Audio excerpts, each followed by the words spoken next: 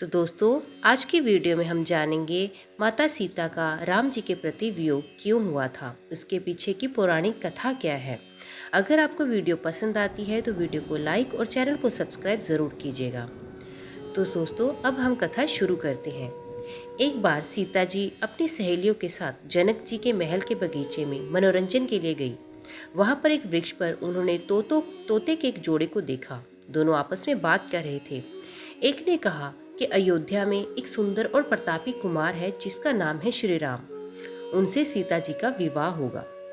श्री राम 11,000 वर्षों तक इस धरती पर राज्य करेंगे। सीता और राम दोनों एक दूसरे के जीवन साथी की तरह इस धरती पर सुख से जीवन बिताएंगे। सीता ने अपना नाम सुना तो दोनों पक्षी की बात गौर से सुनने लगी। उन्हें अपने जीवन के बारे में और बातें सुनने की इच्छा हुई। सखी सहेलियों से कहकर उन्होंने दोनों पक्षियों को पकड़वा लिया। सीता ने उन्हें प्यार से सहलाया और कहा, भय मत करो, तुम बड़ी अच्छी बातें करते हो। ये बताओ, ये ज्ञान तुम्हें कहाँ से मिला? मुझसे डरने की कोई ज़रूरत नहीं। दोनों का डर समाप्त हुआ। वे समझ गए कि वे स्वयं सीता माता हैं। दोनों ने बताया कि वाल्मीकि नाम के एक महर्षि हैं। वे उनके आश्रम में ही रहते हैं। वाल्मीकि रोज श्री राम और सीता जी की जीवन की चर्चा करते हैं। उन्होंने वहीं ये सब सुना जो अब उन्हें कंठस्थ हो गया है।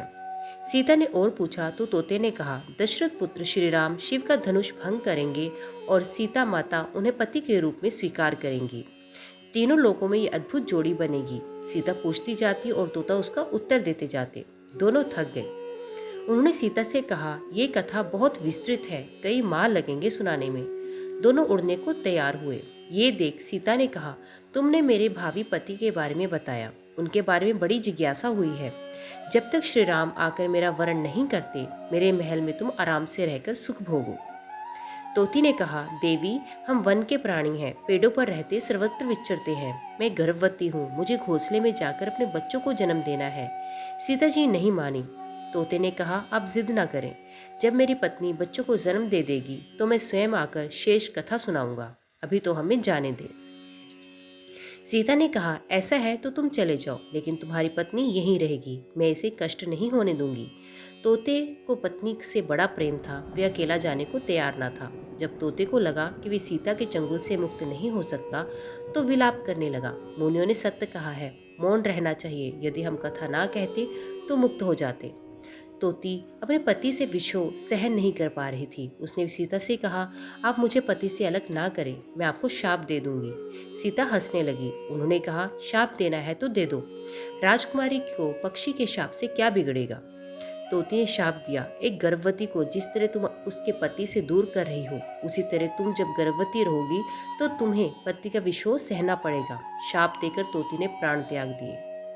पत्नी को मरता देख तोता क्रोध में बोला, अपनी पत्नी के वचन सत्य करने के लिए मैं ईश्वर को प्रसन्न कर श्री राम के नगर में जन्म लूंगा और अपनी पत्नी का शाप सत्य कराने का माध्यम बनूंगा। वही तोता बाद में अयोध्या का धोबी बना, जिसने झूठा लांछन लगाकर श्री राम को इस बात के लिए विवश किया कि वे सीता को अपने महल से निष्कासित कर दें। तो दोस्तों, आज की वीडियो में बस इतना ही। उम्मीद करती हूँ वीडियो आपको पसंद आई होगी। वीडियो पसंद आई हो तो वीडियो को लाइक और चैनल को सब्सक्राइब ज़रूर कीजिएगा। तो मिलते हैं एक अगली वीडियो के साथ। तब तक के लिए देखते व सुनते रहिए। जय माँ कंजक, जय माता दी।